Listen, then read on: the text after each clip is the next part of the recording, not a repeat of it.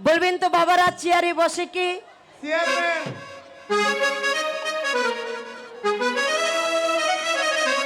চেয়ারে বসে চেয়ারম্যান।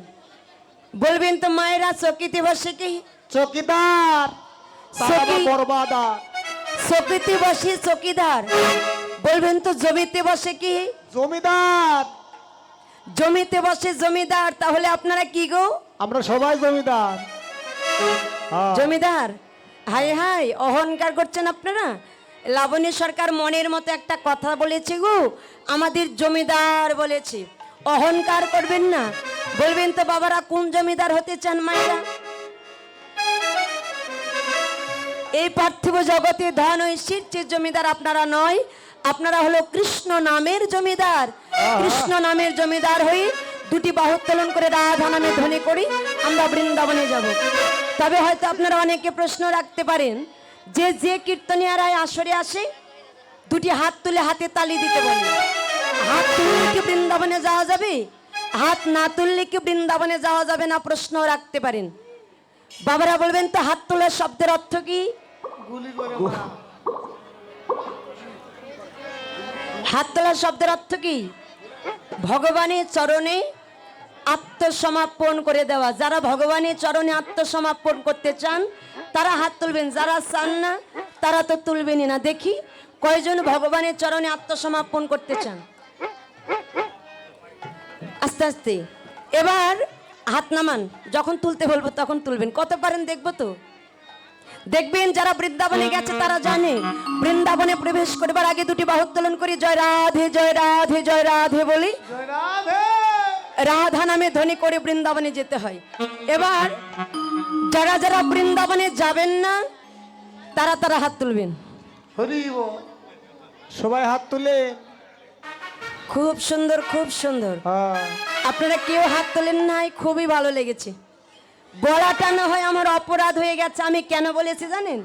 আমি আপনাদের পরীক্ষা করলাম যে আপনাদের মনটা কোথায় আছে, বাড়িতে না আসরে।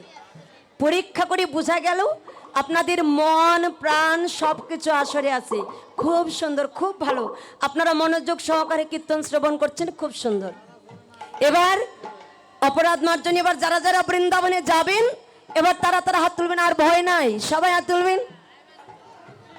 হ্যাঁ। এভাবে হাত তুলে বৃন্দাবনে যাওয়া যাবে না। মায়ের হাত কি শর্ট আছে নাকি? এভাবে হাত তুলেছেন কেন? এক মা হাত তুলছে একবার নামাচ্ছে, একবার তুলছে একবার নামাচ্ছে, এমন করলে তো বৃন্দাবনে যাওয়া যাবে না। সবাই হাত তুলুন। পিছনে দাদা ভাইরা সবাই একসঙ্গে বলো রাধে রাধে না। চলো জয় বৃন্দাবন।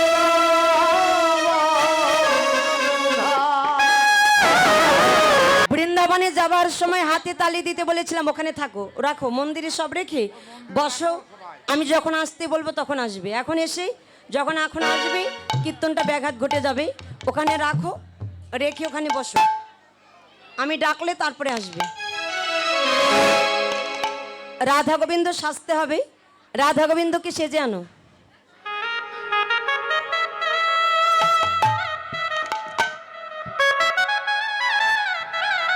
তবে অনুধ্বনি জয়ধ্বনি দিয়ে আমরা রাধা নামে ধ্বনি করে কোথায় আসলাম? বৃন্দাবনে। পরে পরে বাবারা বলবেন তো বৃন্দাবন কোথায় গো? ভারতে বৃন্দাবন। কোথায় বৃন্দাবন? কোথায় বৃন্দাবন? ভারতে বৃন্দাবন। ভারতে বৃন্দাবন আছে বটে, সেটি হলো দর্শন করার বৃন্দাবন। প্রকৃত বৃন্দাবন কোথায়? ভারতে বৃন্দাবন আছে সেটা আমরা সবাই জানি। আপনারা বলেছেন এই জায়গায় আঙ্গিনায় এই মন্দির বৃন্দাবন আসতে, এটা হলো নব বৃন্দাবন। এটা নব বৃন্দাবন। নব শব্দের অর্থ নতুন, এটা নতুন বৃন্দাবন। কমিটি বাবারা দাদা ভাইরা এই হরিবাসর যজ্ঞ করেছে, এখানে এমন একটা যজ্ঞের আয়োজন করেছে।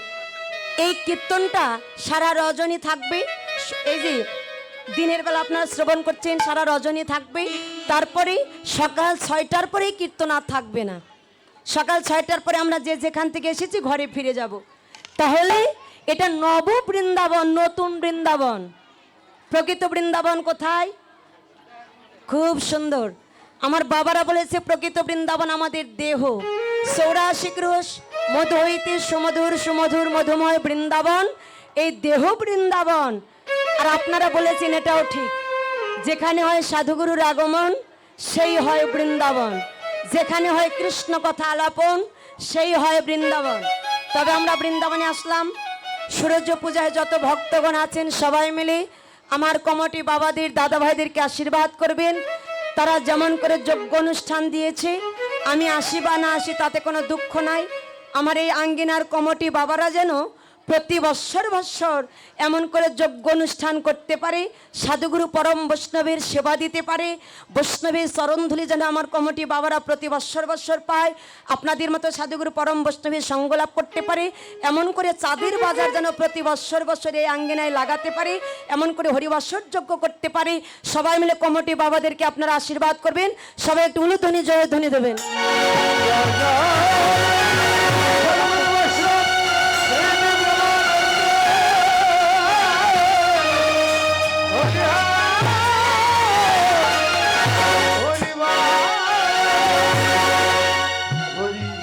তবে আমরা বৃন্দাবনে আসলাম কেন? কৃষ্ণ কথা বদনে বলবো, কৃষ্ণ কথা শ্রবণ করব, এই কারণে কিন্তু আমরা বৃন্দাবনে এসেছি। বলিন তুলসী একবার যারে, একবার গিয়ে আমার গোবিন্দের কুশলে জেনে আয়। যখন তুলসী চলে যাচ্ছে গোবিন্দ দর্শনে, রাধারানী তুলসীকে যখন ডাকলেন, তুলসী পিছন থেকে লক্ষ্য করে দেখলেন রাধারানী ডাকছে। তুলসী আবার রাধারানীর কাছে ফিরে আসলেন, এসে বলল, রাধারানী বলতো রে, তুই তো আমাকে দিয়ে পাঠালি গোবিন্দের নিকটে, দিয়ে পাঠিয়ে তুই আবার অমন করে আমাকে পিছু ডাকছিস কেন? বল বল, তুই কি জানিস না কেউ কোথাও যেতে লাগলে তাকে কখনো পিছু ডাকতে হয় না? মায়েরা বলবেন তো, কেউ যদি কোথাও যেতে লাগে আমরা তাকে কখনো পিছু ডাকি না। পিছু ডাকলে কি হয়? আমরা বলি তার নাকি অমঙ্গল হয়। আর সন্তান যদি কোথাও যেতে লাগে, গর্ভধারিণী মা যদি সন্তানকে পিছু ডাকে, সেই ডাকটা নাকি মঙ্গলের হয়। তুলসী তুই তো আমাকে দিয়ে পাঠালি গোবিন্দ দর্শনে, তুই দিয়ে পাঠিয়ে তুই আমাকে কেন পিছু ডেকেছিস বল? তুলসী রাধারানীর কাছে এসে বলল, রাধে তুই কেন পিছু আমাকে ডাকলি বল? রাধারানী বলল, তুলসী আমি এই জন্য তোকে ডেকেছি। কি জন্য? তুই যাচ্ছিস গোবিন্দ দর্শনে, তুই গোবিন্দ দর্শন করে গোবিন্দের কুশল জেনে তুই আবার তাড়া করে আমার কাছে ফিরে আসিস রে। এই কথাটা বলেবার জন্য আমি তোকে পিছু ডেকেছি।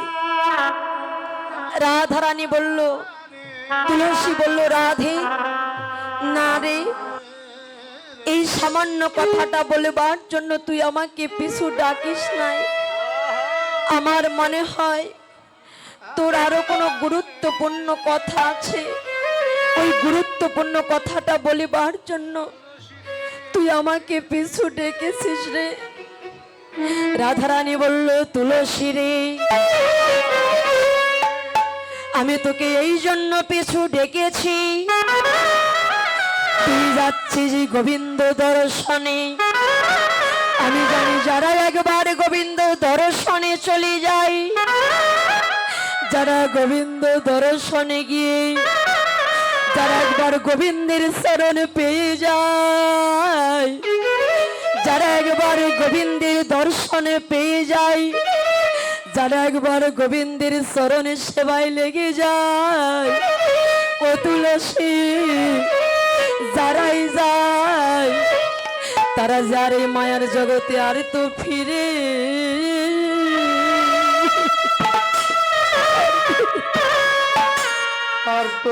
আসে।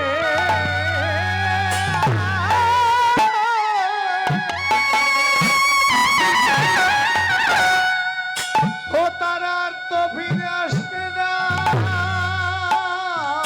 রে।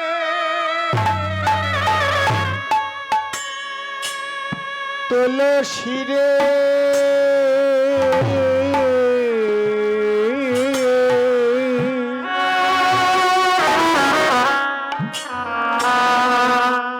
তারা আর তো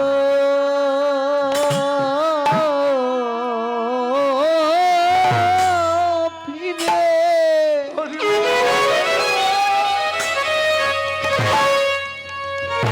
আর তো ফিরে আসে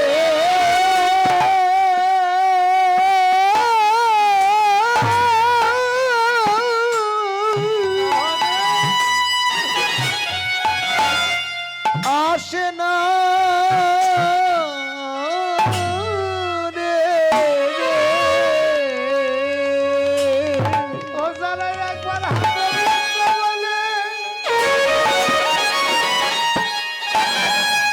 হা গোবিন্দ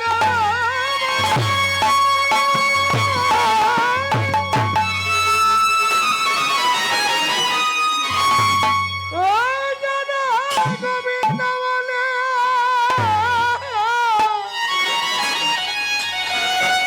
হা গোবিন্দ বলে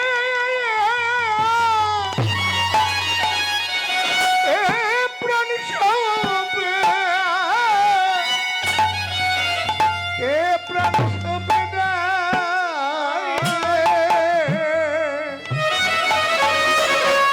তুলসী রে তারা যে মায়া এ মায়ার ঘরে ফিরে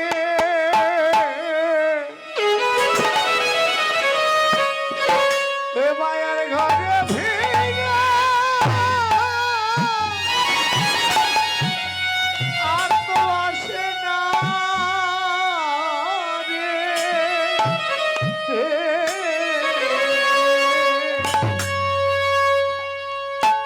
যারা গোবিন্দ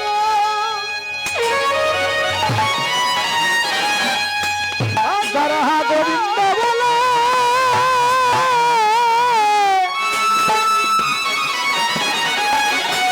ওরে হা গোবিন্দ বলে হা গোবিন্দ বলে চলে যাই রে তুলসী রে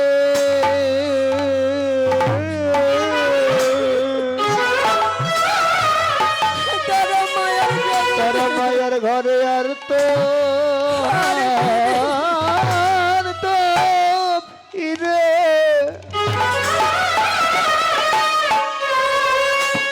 আর তো ফিরে আসে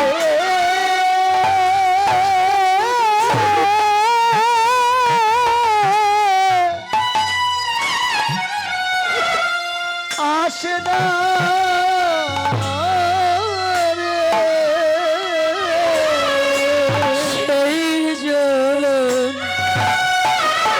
সেজন্য গোবিন্দ বলি সেজন্য প্রাণেশ্বর সেজন্য প্রাণেশ্বর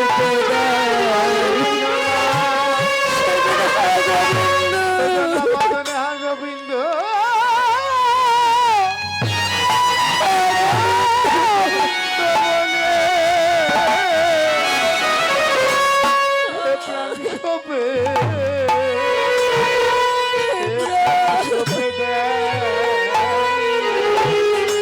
সেজনা গোবিন্দ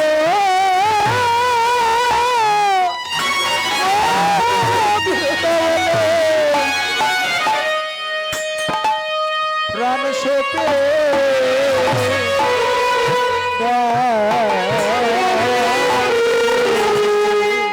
যারা আমার গোবিন্দ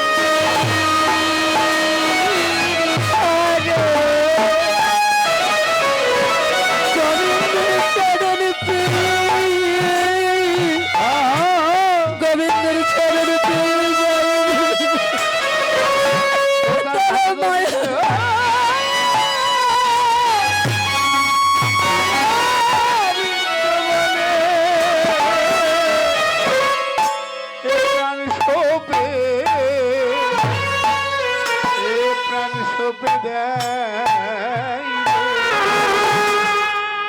তারা আর তো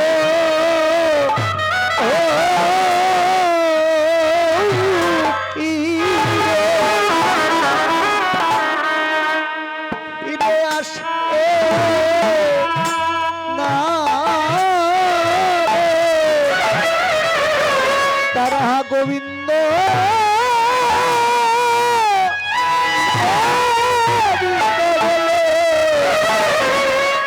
প্রাণ শোকে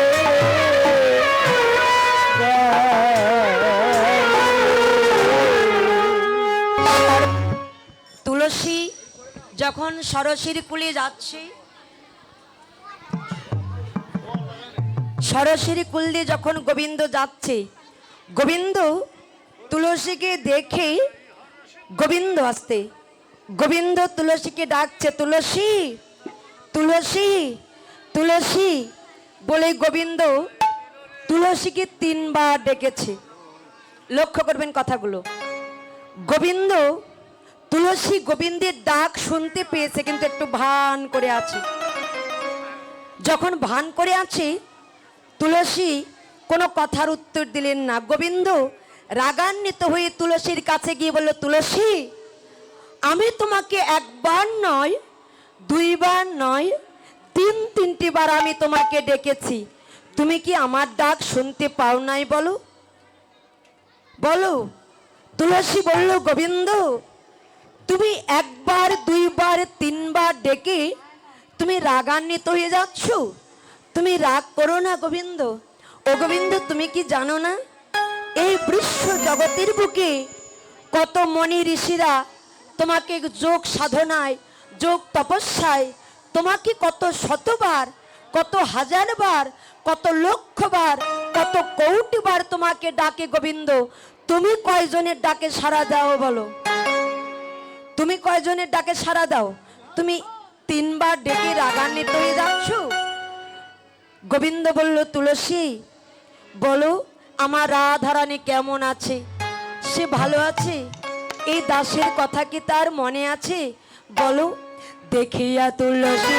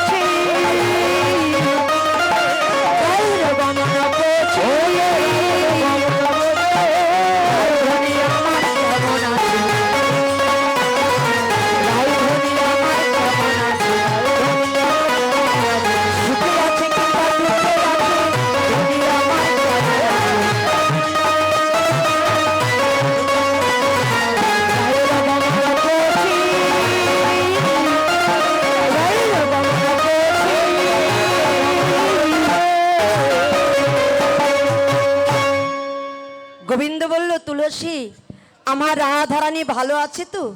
কুশলে আছে তো? বলো রাধারানী কেমন আছে বলো। তুলসী বলল, গোবিন্দ, তোমার রাধারানী যদি ভালো নাই থাকবে, দেখো তোমার জন্য মালা পাঠিয়ে দিয়েছি। তুলসী রাধারানীর পরযুক্ত মালাখানা গোবিন্দের গলায় পরায়ে দিলেন। গোবিন্দের গলায় পরায়ে দেবা মাত্র গোবিন্দের মনের জ্বালা আরো বেড়ে গেল। শুধু মালায় পরিয়ে দিলেন না, রাধারানী তাম্বুল দিয়েছিলেন, তাম্বুল মানে পান, ওই তাম্বুল গোবিন্দের বদনে সেবা দিলেন আর মালাখানা পরায়ে দিলেন। গোবিন্দের মনের জ্বালা বেড়ে গেল। আরো বলল, তুলসী, আমার রাধারানী কেমন আছে বলো। বলো, এ ধরনের চতুরি না করো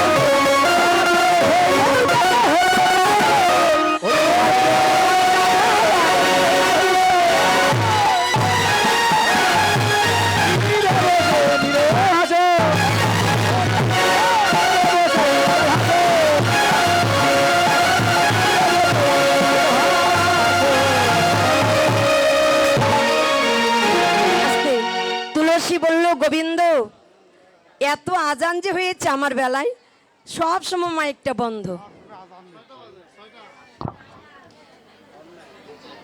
দাদা ভাই, দাদা ভাই, এই যে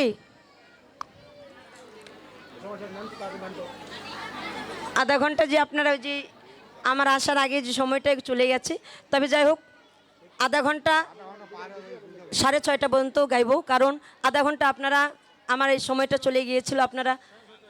ও আচ্ছা আচ্ছা, ভজনারতি গান হয়েছিল তো, কীর্তন হয়েছিল, এই জন্য সময়টা চলে গিয়েছিল। কারণ সূরজ পূজা পালাটা অনেক বড় তো, সখীগণ এসেছে নৃত্য করবে, তারা একটু আনন্দ করবে। আচ্ছা ঠিক আছে, আমার দাদা ভাই বলেছিল যে একটু আধা ঘন্টা বাড়ায় দিতে, তবে যাই হোক দেব। যাই হোক, বললেন গোবিন্দ তুমি তীরে বসে নীরে ভাসো, রাধানে কৃপা যদি হয় তোমার প্রতি হতেও পারে। গোবিন্দ যেমন রাধা বিরহে আকুল, রাধারানীও তেমনি কৃষ্ণ বিরহে আকুলিনী। ললিতার কাছে গিয়ে বলল, ললিতারে আমি কেমন করে গোবিন্দের শরণ পাবো, দেখা পাবো, একবার বলে দে। ললিতা বলল, রাধে তোর গোবিন্দের জন্য তুই কাঁদছিস? বলেন, হ্যাঁ রে, গোবিন্দকে আমি কত ভালোবাসি জানিস? তবে শোন, তপন তাপিত ধরা চরণের পরি,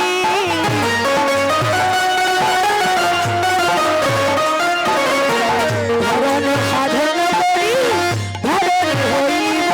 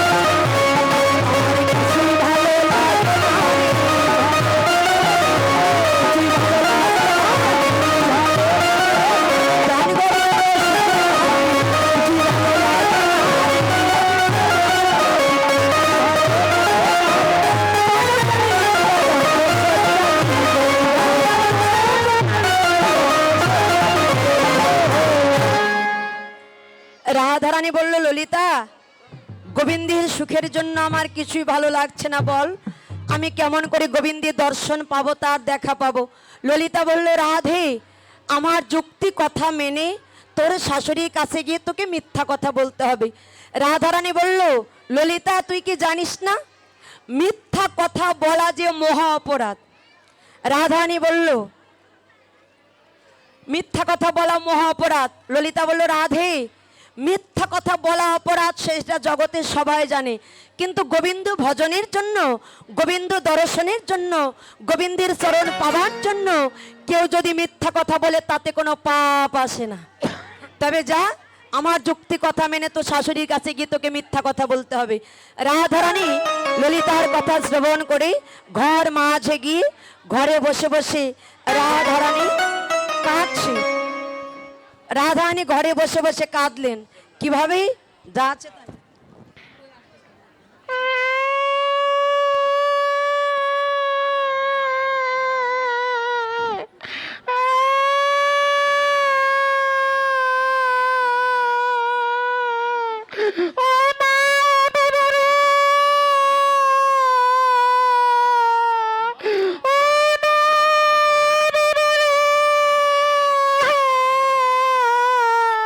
রাধারানী ঘরে বসে বসে কাঁদছে।